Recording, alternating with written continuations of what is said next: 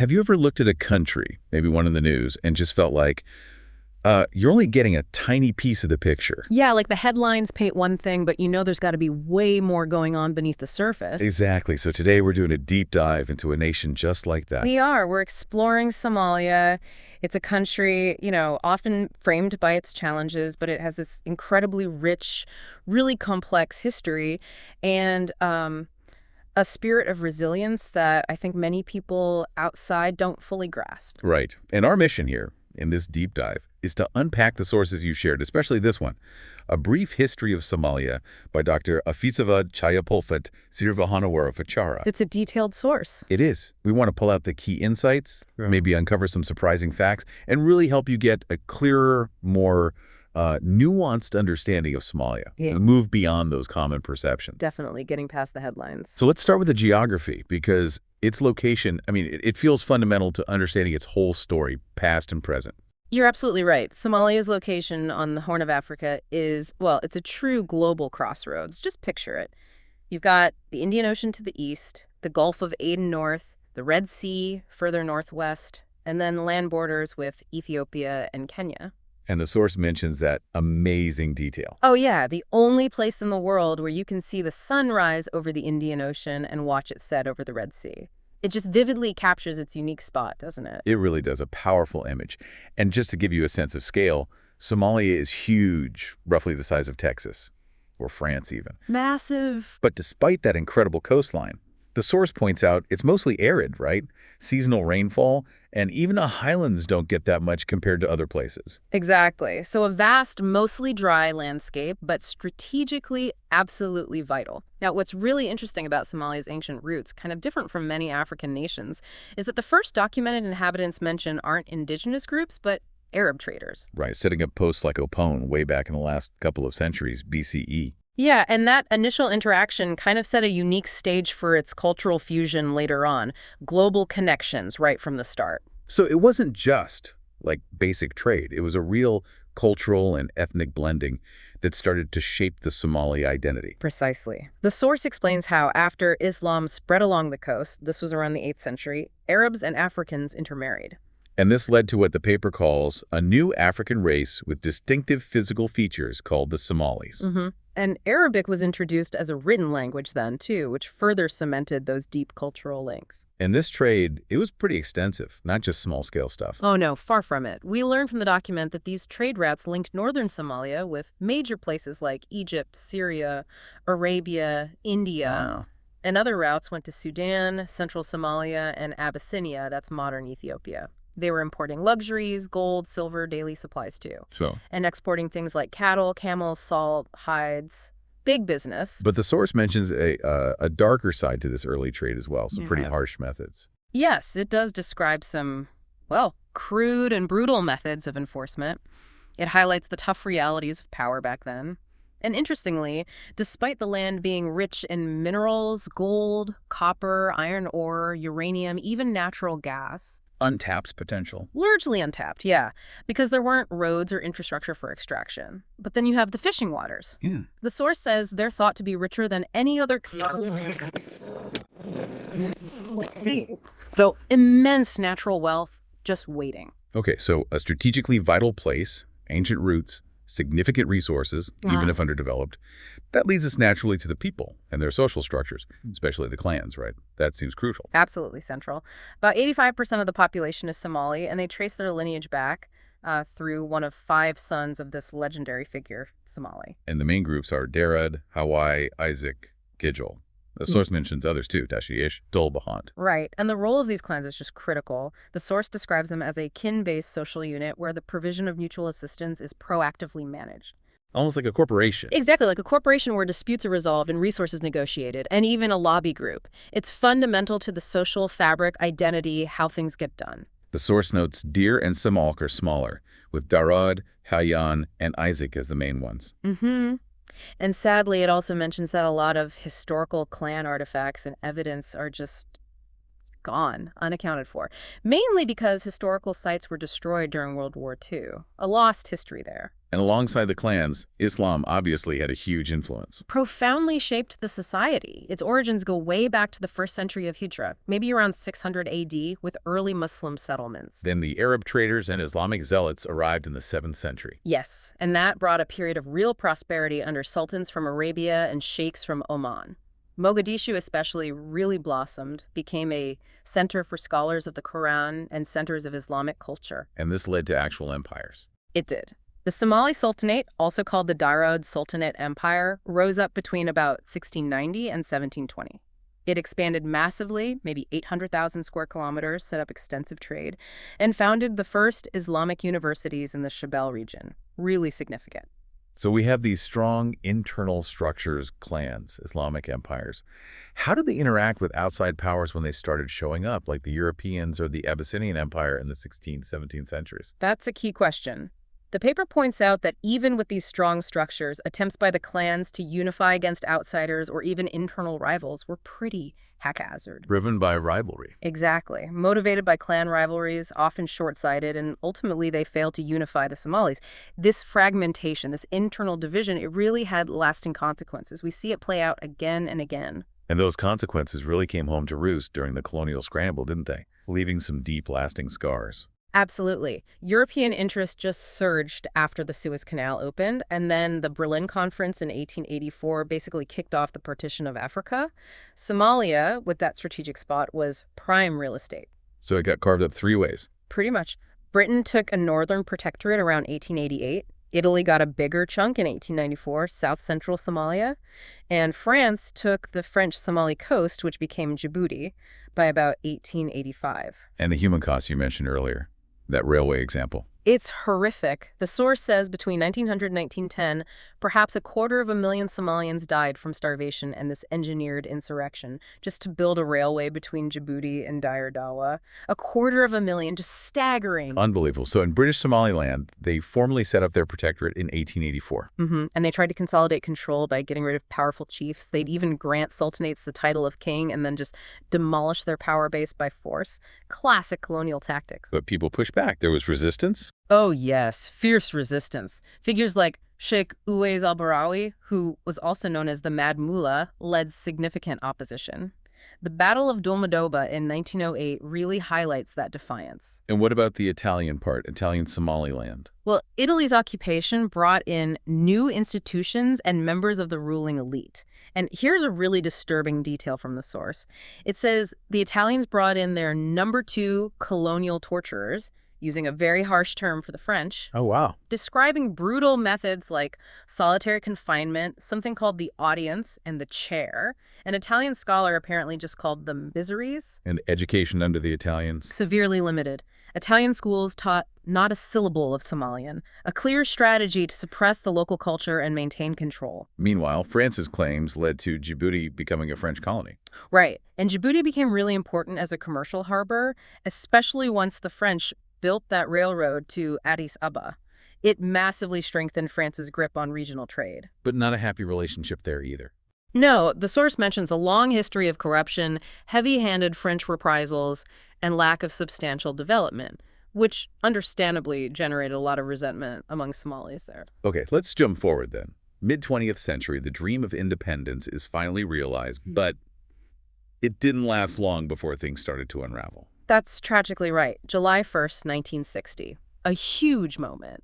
The Italian Trust territories in the south merged with British Somaliland in the north to form the independent Somali Republic. A massive achievement for newly independent Africa. The "One People, One Nation" slogan must have felt incredibly powerful then. Absolutely. And they started with real ambition. The source talks about major educational schemes, literacy programs in Somali, economic restructuring, tackling drought, trying to revolutionize agriculture. There was real energy and popular support. But then the Cold War casts its shadow. It really did. Somalia found itself caught between the U.S. and Soviet Union, both vying for influence. That geopolitical game often complicated things internally, adding to instability. And then the coup in '69. Yes. General Mohammed Syed Barre took over, declared martial law, set up a socialist state, nationalized industries. His regime had this boundless populist nationalism aiming to unify everyone.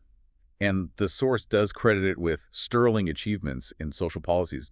Education, health, nutrition, water supply really improved. There were real gains, undoubtedly, but as you said, the dream was short-lived. The regime collapsed in January 1991. Igniting that devastating civil war. Exactly, displaced over 1 million people, and all those achievements from the previous 25 years, the social progress, the economic plans, the literacy, the source says they disintegrated overnight, just gone. An absolutely crushing blow. Which led straight into that period of, well, lawlessness and chaos. The state just fell apart. It did. After Barre fell in 91, the civil war, which had kind of already started simmering with the Somali national movement falling apart in 88, just exploded. Power struggles in Mogadishu. Fierce fighting between Barre's remnants and Ali Mahdi, and armed insurgencies, OLF, SNM, ADD popped up all over the country. And things got worse quickly, didn't they? 91, 92. Yeah, a massive spike in banditry and factional fighting. It reached a point where humanitarian intervention was basically unavoidable to stop total collapse. Which is when the UN stepped in with UNOSOM, April 92. Right, tasked with protecting aid delivery, trying to restore some order, promoting reconciliation. A huge mandate. But incredibly challenging. Many people will remember that incident in October 93. The Black Hawk Down incident. 18 U.S. soldiers died in Mogadishu after an attack by ADD's forces. That really shifted things. And ultimately, UNOSOM pulled out in March 95. Yeah, the assessment was a failure to address the causes of the conflict. A tough lesson about the limits of international intervention, maybe. So connecting back, the source points a finger directly at the clans as a root cause of Somalia's problems. It does. It argues that clan identity became absolutely critical for mobilizing violence and grabbing political power after independence. When clans or subclans began taking sides, a civil war erupted. So it's not just about kinship. It's clans acting as political units fueling the conflict. But the source also calls them contingent and flexible political institutions. How does that work? How can they be both a root cause and flexible? That's a fascinating tension, isn't it? Think of it like, well, alliances that shift based on immediate needs or opportunities. Clans might combine forces for one goal, then split and realign for another. So pragmatic in a way, but also unstable. Exactly. That very flexibility, while maybe useful short-term, makes sustained national unity incredibly difficult. These divisions hardened, leading to all those various republics popping up after 1991 of Budwak, Katumo, Puntland, Southwest State, and others. Which, as the source says, creates real doubts about the viability of a single unified state. It's a core dilemma. But despite all this profound adversity, there's this remarkable resilience in Somalia, especially in its culture and its economy, that often gets missed. It really does. Somalia has such a vibrant cultural heritage, deeply rooted in oral traditions, amazing proverbs, complex poetry, songs, folktales, all passed down. And the language itself evolved, interestingly. Arabic was written, then they adopted the Latin alphabet in 72. Which led to this flourishing of written literature, and the art goes back even further. The source mentions ancient rock carvings, like in the Las Gil caves. Depicting cattle and people. Yeah, from the Neolithic period. It shows that long-lasting attachment to livestock, which is still so central today. And the music is distinctive. 2 short songs, poetry chants called haptamal, rhythmic clapping, traditional instruments like the kaban drum, the kir fiddle, the shanko reed pipe. It's rich. And economically, despite everything, it's endowed with resources. Abundant resources. Fisheries, livestock, huge minerals, crops. Livestock is truly the country's mainstay and vital in Somali culture and pastoral society. And the resilience of the private sector there is incredible. The source mentions figures from 2004. Yeah, exporting 3 million sheep and goats, 176,000 cattle, 11,000 camels. That accounted for 87% of total exports. In 2004, with no strong central state. That's astonishing. It really is a testament to incredible entrepreneurial spirit and, well, finding ways to make things work. Of course, there are huge challenges to low food production since the war, lost equipment, bad weather, lack of seeds, insecurity. It's tough. And trade isn't just about exports, right? It's also remittances. Crucial. It's a lifeline for income for maybe 70% of people, and it's how international money gets sent back, building informal capital. Surprisingly, this has actually led to unprecedented economic development in places like Mogadishu, Hargeisa, Barao, Berbera, Guro. Resilience finding a way, even without the usual state structures. Exactly. Adaptability in the face of collapse. Okay, so shifting focus outwards now, How does Somalia engage internationally? What about the humanitarian picture? It sounds complex. It is. The source actually describes Somalia's foreign policy using words like troublesome, neutral, or even non-existing. The non-existent. Yeah, basically reflecting the limited room to maneuver without a stable, fully recognized central government. It says there's no official and formal foreign policy. And foreign meddling hasn't helped. It seems to have actively hindered building a functioning state, according to the source. The situation is so delicate that, as it puts it, any abrupt and sudden foreign policy action would open the doors for inertia and chaos. A real tightrope. And the humanitarian side. Yeah. It sounds consistently dire.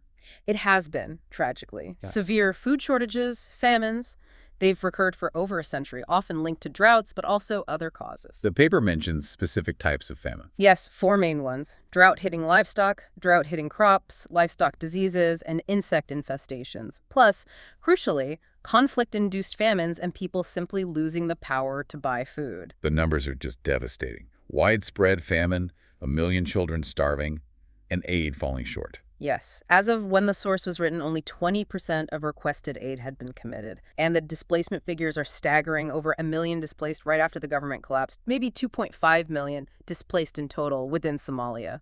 It's heartbreaking to think about the human scale of it. And this situation has obviously contributed to the Somali diaspora, the Kurbujuk. Absolutely. Those raised outside Somalia, they're a growing presence, especially in North America and Europe. And the source describes them as quite successful, cosmopolitan, highly educated, upwardly mobile. Often, yes. But they also grapple with connecting to their culture, their language, their identity, and maybe fears of losing it while navigating new societies, raising kids in different environments. So what's their role in Somalia's future? Many feel a deep drive to rebuild Somalia, share stories, support youth, engage the world on Somali issues. It's a powerful potential force, even though, as the source notes, their individual success doesn't always ease the feeling that back home, things aren't changing, or even deteriorating for the real Somalis, a complex sense of connection and responsibility. Right. So let's bring it to today. What does the political landscape look like now? What are the prospects? How is Somalia navigating this, unique situation? It's described as having a symbolic federal state. There's a president, a parliament, regional administrations. But it's symbolic. Well, the paradox is, everything officially exists, but virtually nothing is carried out in practice. It's called a paradoxical country with a vibrant economy that has had a ruined state for more than 2 decades. Important buildings are heavily guarded against violent attacks.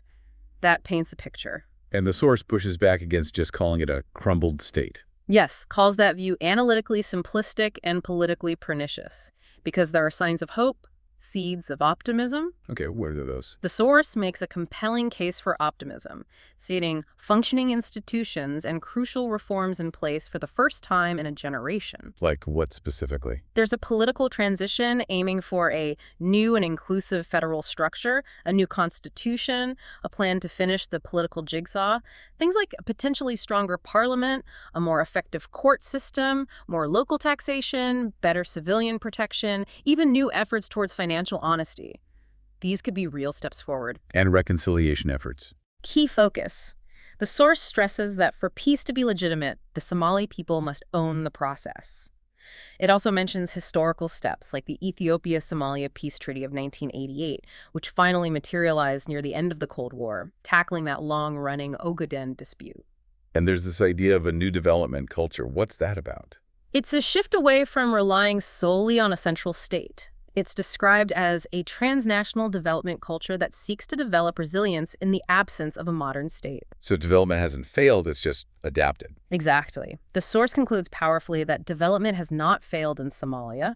Rather, it has continued because those involved are deeply invested in the resolution of the moral issues at stake. It speaks volumes about human determination, doesn't it? It really does.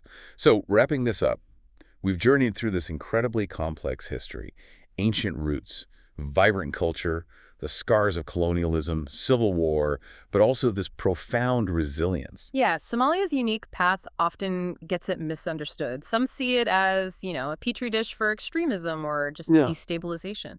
A black box, the source called it. Right, but it's also a place where local governance and this new development culture show incredible adaptability, real ingenuity without a strong central state. So the final thought for you, listening, is maybe this. What does Somalia's story tell us about statehood itself?